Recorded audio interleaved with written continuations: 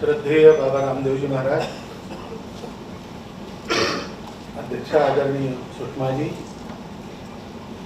आदरणीय आडवाणी जी, प्रभात जी, उपस्थित नागरिक सज्जन, माता भगिनी,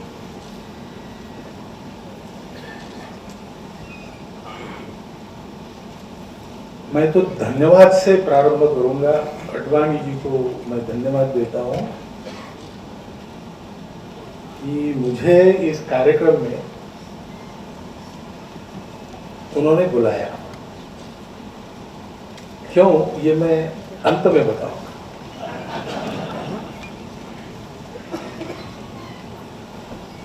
लिखने वालों के बारे में मेरे मन में बहुत गहरा सम्मान है, क्योंकि लिखने के बारे में बहुत आलसी हूं। मैं स्वयं लिख नहीं सकता ज्यादा। कुछ लोग कहते कि ये घर छोड़ के प्रचारक इसीलिए गए हैं कि लिखना छूट जाए। ये तो सही नहीं है, क्योंकि ग्रेजुएट तो मैं पहले ही हो गया था और तभी निकल सकता था, परंतु सरकार ने मुझे बनाया और साल में एक बार वो प्रतिवेदन लिखने का जब काम मेरे पास आया और एक बार भाषण लिखना पड़ता है तो बिल्कुल जान पर बनाती है, ऐसा कहते वैसा होता है। और इसलिए जो लिखते हैं उनके बारे में एक श्रद्धा का, उनके बारे में उनके एक बड़प्पन का भाव मेरे मन में बचपन से।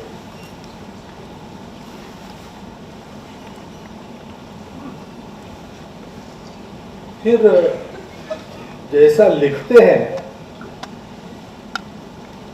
वैसा ही करते हैं, ऐसे मिल जाए तो फिर सभी का सम्मान।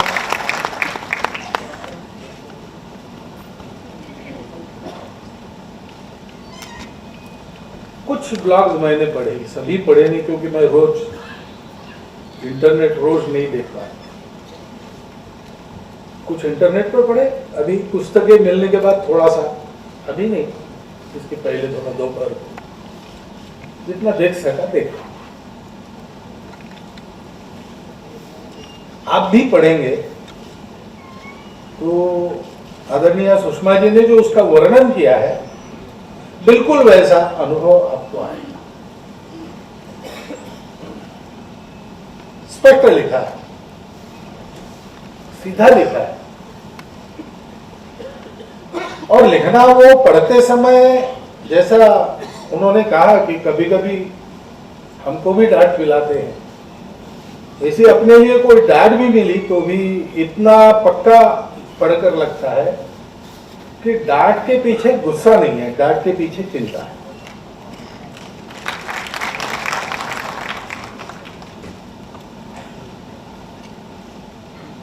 जीवन पारदर्शी, प्रामाणिक है।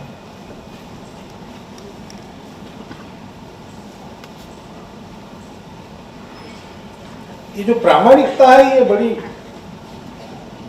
आज बड़ी मिलने के लिए बड़ी दुर्भर ऐसी वस्तु हो गई। हमारे यहाँ तो संत तुकाराम महाराज ने कहा था बहुत पहले, जैसा बोलते हैं वैसा जो चलते हैं, उनके चरणों का वंदन करना। क्योंकि जैसा बोलते हैं अथवा दुनिया को बताते हैं वैसा चलना है बड़ा कठिन काम है। आपके मन में हो वैसा चलने का तो ही उसके लिए मन की एक हिम्मत और मन की एक शक्ति चाहिए। पग पग पर आवे आकर्षण, पग पग पर झूमते प्रलोभन, होकर सबसे विमुख तपस्वी। ऐसा चलना होता। संकट भी आते, मोह आकर्षण भी आते, कभी भय दिखाने वाली स्थिति होती है और कभी पुरस्कार देने वाली स्थिति। दोनों में से बचकर चलना,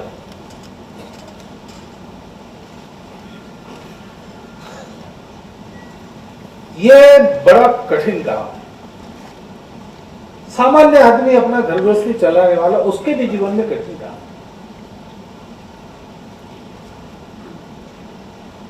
लगातार ऐसा ही जीवन जीते रहना सब बातों के बावजूद,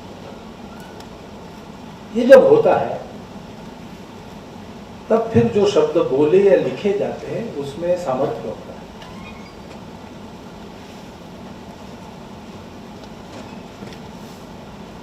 अच्छे लेखक बहुत हैं, संक्षिप्त लेखन कर सकने वाले भी बहुत हैं,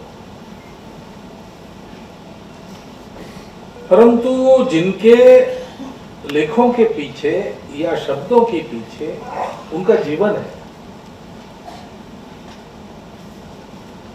ऐसे अगर मिल जाते हैं तो बड़ी भाग्य की बात है। क्योंकि लिखित या उच्चारित शब्दों के पीछे ताकत जीवन की होती है। श्यामा प्रसाद मुखर्जी डॉक्टर अग्रवाल जी को मिलने के लिए आए। उनको थोड़ा शरीर अस्वस्थ था और बहुत परिश्रम हुआ था, बहुत देर लोगों से बातचीत हो गई थी, इसलिए विश्राम के लिए चले गए और डॉक्टर साहब आए। पूजनीय गुरुजी तब उनके साथ प्रवास में रहते थे, सरकारी वाले थे 1 साल के लिए, तब की बात है। तो बाहर बैठे थे, तो डॉक्टर मुखर्जी आए हैं, तो वो सामने गए। उन्होंने कहा कि अभी अभी विश्राम के लिए गए, तो आपको जो कुछ कहना है वो बता दीजिए, मैं बता दूंगा। तो उनका कहना नहीं, पूछना है। गुरुजी ने कहा ठीक है, मुझे बताइए, मैं भी सरकारी वाली हूँ, लगा इसलिए मैं बता दूंगा। पूछना शुरू किया, चर्चा चली, 2-3 घंटा चर्चा चली। अंत में डॉक्टर मुखर्जी ने कहा कि आपने जो बताया उससे कोई और तर्क तो मैं कर नहीं सकता, और उत्तर तो मेरे पास आपने बताया हो तो तर्क से एकदम ठीक है, लेकिन मुझे लगता है कि डॉक्टर साहब से एक बार मिलना हो जाता, बस राम राम हो जाती। अब ये बोल रहे थे, उतने में डॉक्टर साहब जग कर उठकर बाहर आए। अरे डॉक्टर मुखर्जी, डॉक्टर अग्रवाल ने नमस्कार दिया, अरे कैसे आए थे? तो कहा नहीं, एक मन में शंका थी, पूछने के लिए आया था कि ये राजनीति के बिना समाज कैसे चलाने की कल्पना संघ कैसे करता है? तो राजनीति नहीं करेगा संघ, इसका मतलब क्या है? वगैरह वगैरह पूछा। संघ और राजनीति इसी को लेकर उनके मन में। तो डॉक्टर अग्रवाल ने उनका प्रश्न सुनकर उनको कहा कि ऐसा है कि चालू राजनीति में संघ की कोई रुचि नहीं। तो उन्होंने कहा बस बस, अब मेरा समाधान हो गया, और वो चले गए। गुरुजी ये प्रसंग बताते थे अपने बुद्धि को, कहते थे कि मैं कब अक्का रह गया कि मैं इतना विद्वान हूँ, 10,000 पुस्तकें पढ़ी है काशी विश्वविद्यालय की, और मेरे से तर्क करने वाला नहीं है, इतना मैं पंडित हूँ, अच्छे अच्छे विद्वानों को हराता हूँ, और मैंने इतना मन से समझाया है, इसी बात को समझाया है, और उन्होंने मान भी लिया है। फिर भी 3 घंटा मेरे से बात करके उनका समाधान नहीं हुआ। और डॉक्टर साहब ने एक वाक्य बताया कि चालू राजनीति में संघ की कोई रुचि नहीं है, और उनका समाधान हो गया। ये कैसे? और फिर वो कहते कि फिर मुझे ध्यान में आया कि वो शब्दों की बात नहीं है जो मनुष्य के मन को बनाती, बुद्धि को परास्त कर सकती, लेकिन मनुष्य के मन को बनाने वाली बात ये शब्दों की नहीं है, शब्दों के पीछे जो जीवन है उसकी। ऐसे रोमरोला ने कहा कि आज भी, और आपका भी अनुभव होगा आज के समय में, रोमरोला ने उस समय कहा है विवेकानंद का चरित्र लिखने के बाद कि आज भी उनके भाषणों के लिखित अनुवादों के शब्द जब मैं पढ़ता हूं तो शरीर के कण कण में ऊर्जा का संचार हो रहा है। ऐसा मुझे ही नहीं, पढ़ने वाले अनेकों का अनुभव है। तो प्रत्यक्ष विवेकानंद के मुख से उनके भाषण में से शब्द जिन लोगों ने सुने होंगे, उनके जीवन में एक प्रखर ज्योति जगी। इसमें कौन सा है? आपका भी अनुभव होगा। अभी भी विवेकानंद जी का लिखा हुआ पढ़ते हैं तो आज की पीढ़ी, उसने तो देखा नहीं विवेकानंद जी को, कितना पुराना जमाना हो गया, अब जन्म का 150वां साल है, लेकिन विवेकानंद जी के शब्द बिना किसी को प्रेरित किए रहते नहीं, ताकत ही है। और इसलिए बाकी तो गुण है ही,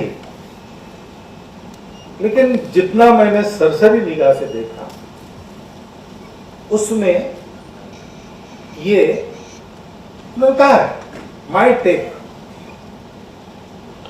मेरा मत है। लेकिन मेरा यानी अडवाणी जी का मत हम पढ़ रहे, ये जानकर भी पढ़ते समय ध्यान में आता है कि ये उनका प्रामाणिक मत है, पहली बात। और दूसरी बात कि इसके पीछे राष्ट्रहित सर्वोपरि, यही ही दृष्टि।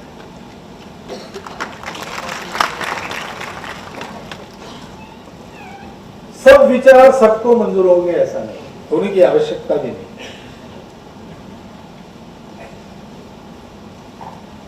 लेकिन विचार आप क्या करते हैं, मत आपके कौन से हैं, आप इस बारे में क्या सोचते हैं, उस बारे में क्या सोचते, इसका मतलब नहीं होता है। जो भी आप सोचते हो, जो भी आप करते हो, जो भी आप बोलते लिखते हो, वो प्रामाणिक है, पारदर्शी है। और इस आप्त भाव से लिखा है, ये मेरे अपनों के लिए है, मेरा उसमें स्वार्थ नहीं, राष्ट्र के लिए लिखा है, राष्ट्र के हित को सर्वोपरि लिखा है। अपने हित का विचार करते हुए सभी बोलते हैं। मायावी भाषा, पुष्पिता भाषा। अर्जुन को युद्ध से भागना था, मूल में कायर था, लेकिन क्षत्रिय आदमी कैसे मान्य करेगा, युद्ध के लिए आया है शस्त्र लेकर, वो मान्य थोड़ी करेगा मैं डर गया। तो इसलिए वो तर्क देता है कृष्ण को कि ऐसे होगा वैसे होगा, और धर्म में तो ये धर्म नहीं है, और मैं कैसे लड़ूं। तो कृष्ण उसको कहता है कि ये बहुत सुंदर सजी सवरी भाषा ये तुम उपयोग कर रहे हो, लेकिन इसके पीछे तो तुम्हारे मन की दुर्बलता बहुत है, उसको छुपाने के लिए तुम कर रहे हो। ऐसा हम बहुत लोग करते, सब लोग करते, कभी कुछ कभी कभी करते, कुछ जीवन भर करते रहे। फर्क केवल डिग्री का है, लेकिन जो मन में है वो बोल दिया, कुछ छुपाया नहीं। क्योंकि बोलने वाले लिखने वाले को भी ये डर नहीं है कि सामने वाले को क्या लगेगा।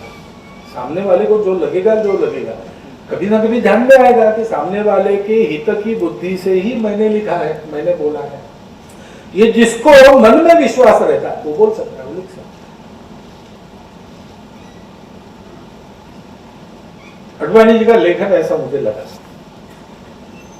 जैसे तो थोड़ा बहुत अडवाणी जी को जानने वाले लोग, उनको ये सारी बातें पता होगी,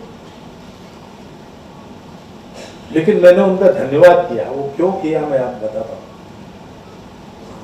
कुछ वर्ष पहले ऐसे ही भागदौड़ में उन्होंने आग्रह करके मुझे बुलाया उनके और आत्मचरित्र जो उन्होंने लिखा है उसके उद्घाटन के लिए, और मैं ऐसे ही भागदौड़ करके वहां आया, पहुंचा। अब इतनी बड़ी पुस्तकों पढ़ी नहीं गई थी। मैं अब सरसंघ चालक हूँ, बात ठीक है, लेकिन अडवाणी जी हमारे बहुत ज्येष्ठ है, और इसलिए वो तो आत्मचरित्र है, उसके बारे में बोलना है ना, अडवाणी जी के बारे में बोलना, ये दुष्टता मैं क्यों करूं। मेरे सामने बहुत समस्या थी कि मैं क्या कहूं वहां, इसलिए मैंने एक कहानी वहां बताई थी। जो लोग उस कार्यक्रम में थे उनको याद है, मैं फिर से बताता नहीं क्योंकि लंबा हो जाएगा। क्या अपेक्षा है, थोड़े मैं बताता हूं। गांव है, पुराने जमाने की बात, सामान्य जीवन, सादा सरल जीवन है। लोग खेती करके आजीविका करते हैं और घर में रोज होम हवन करते हैं, अपने देश में जैसा पहले भी रहा होगा। और होम हवन करना शाम को, क्योंकि रात को हवन वगैरह करना नहीं है, तो शाम को उस कुंड को बिल्कुल साफ कर देना, सुबह शुचिर्भूत होकर स्नान करके फिर से होम हवन ऐसे चलता है। अग्निहोत्र जिसको वो शाम को ठीक कर साफ करना पड़ता है। दोपहर 3 बजे तक वहां की विधि होने के बाद उसमें जो बचता है उसका कोई महत्व नहीं है, वो भस्म है, राख है। भस्म भी नहीं है, राख, कचरा है। तो ऐसे एक व्यक्ति के घर के सामने उसकी पत्नी बैठी पापड़ सुखा रही है, और हो सकता है क्योंकि पुराने समय की महिलाओं को हमने देखा है, दक्षिण भारत में विशेषकर पान दिखाती है, चिलम भी, यानी इसमें कोई ये नहीं, आम बात है।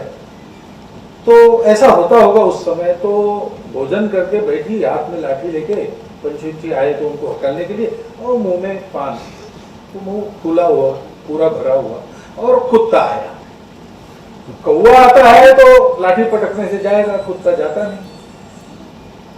तो क्या करना, यानी मुंह खोल नहीं सकती, ये पान कहाँ करना, आंगन में पापड़ ही पापड़ है। तो उसको ध्यान में है कि इधर का तो हो गया ऐसा, और जो है वो कचरा ही है, फेंकना ही है।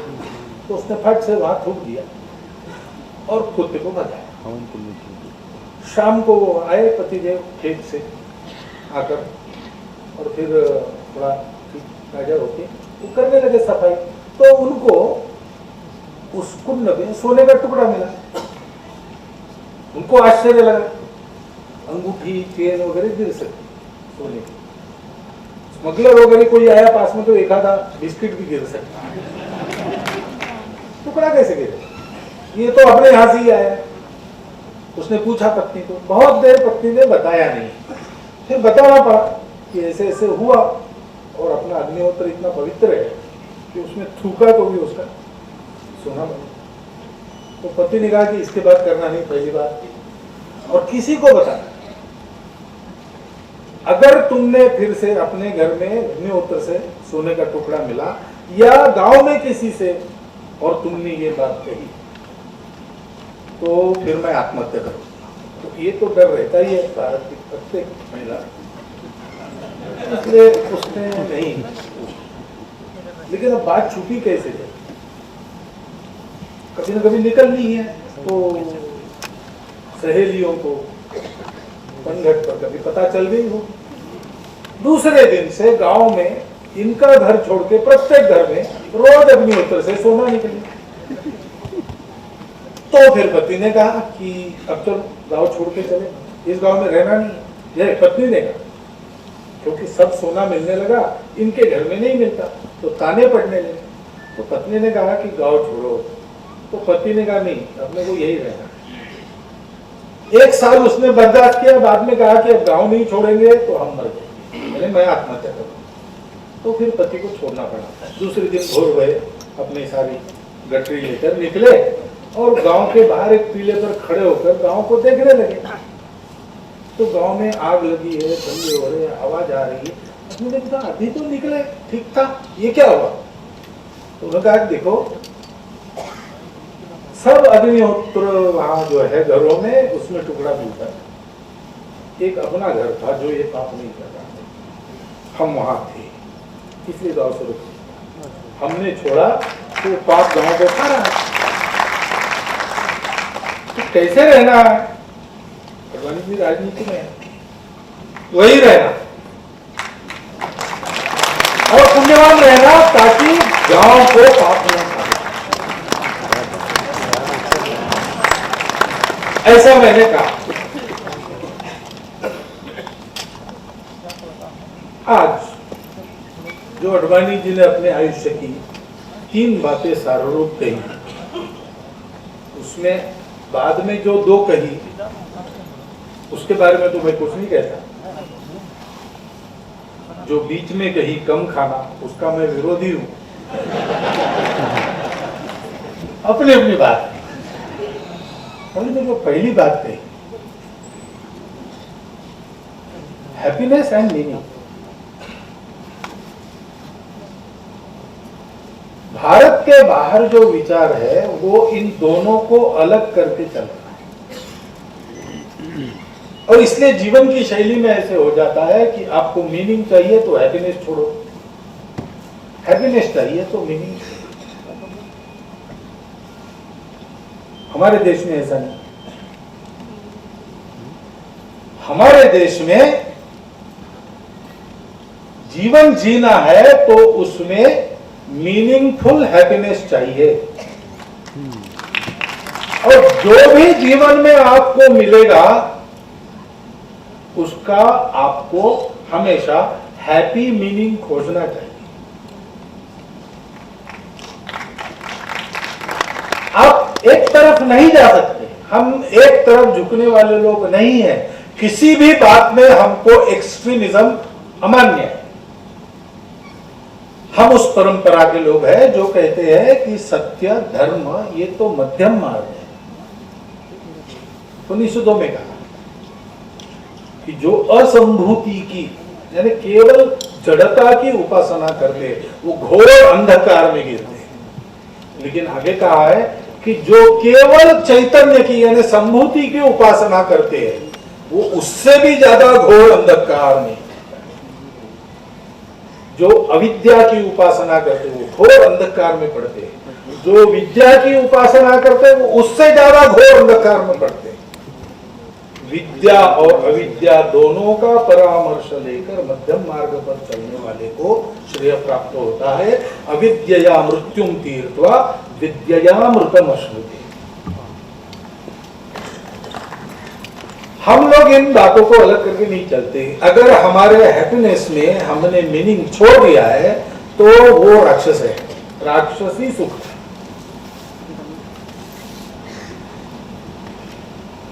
और अगर मीनिंग हमको दुखी करता है तो इसका मतलब है कि हमने मीनिंग को गलत समझा। धर्म सदा सबको सुखी करने वाला और इसलिए धर्म पर चलने वाला हमेशा सुखी प्रसन्न रहता है, निश्चित बात। और धर्म क्या है? सबकी धारणा। धर्म यानी पूजा नहीं, उपासना नहीं, वो धर्म का एक छोटा अंग हो सकता है।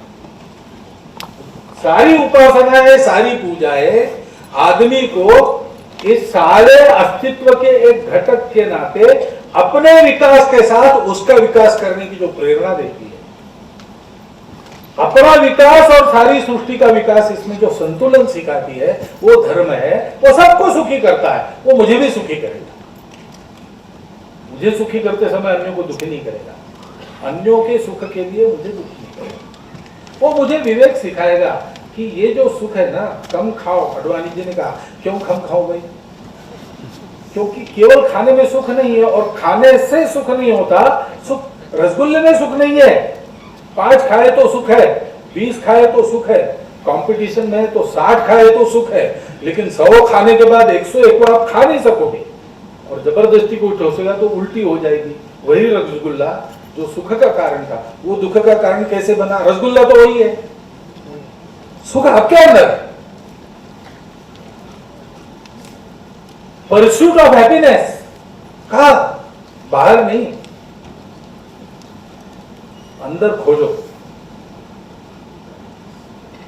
तब आपको करेक्ट मीनिंग ध्यान में आएगा। उस मीनिंग के साथ जो चलता है वो हैप्पी होता है।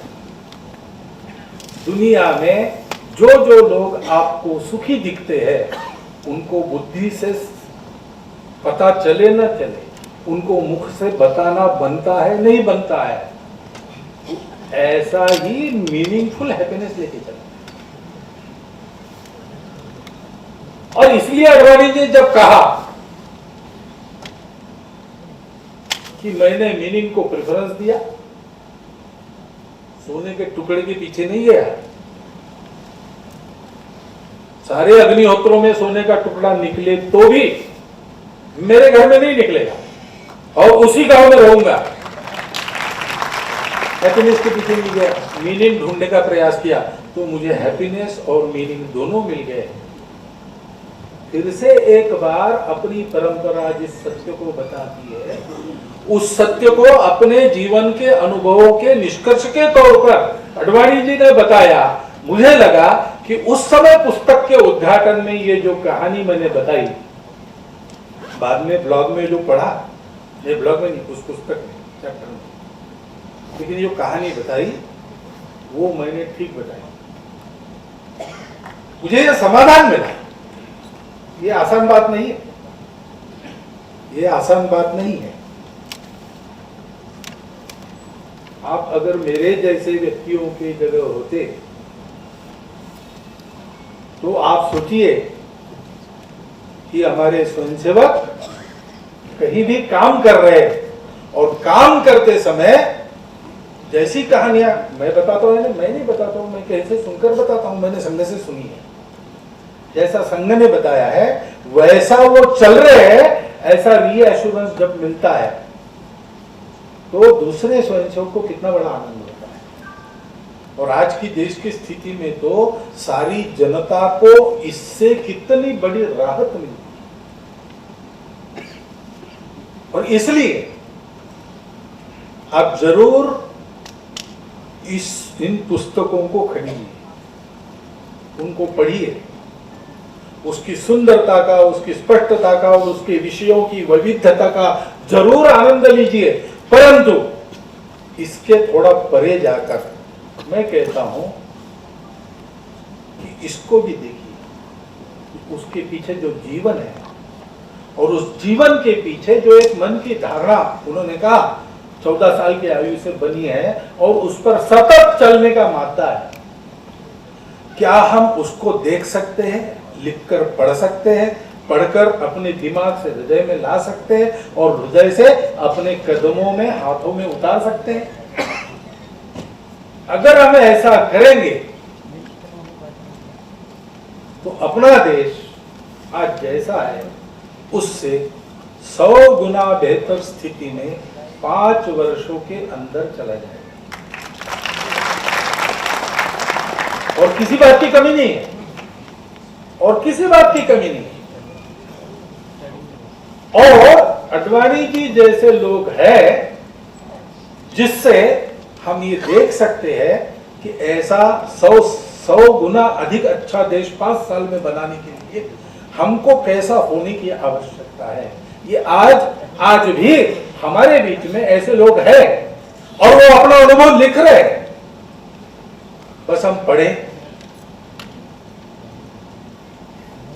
लेकिन पोथी पढ़ी पढ़ी जगह मुआ पंडित भैया,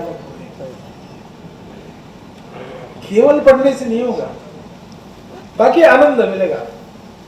ढाई आखर प्रेम का जो उसमें है वो पढ़ के अगर हम भी पंडित बने तो फिर आपको भी आनंद मिलेगा, मीनिंगफुल हैप्पीनेस मिलेगा।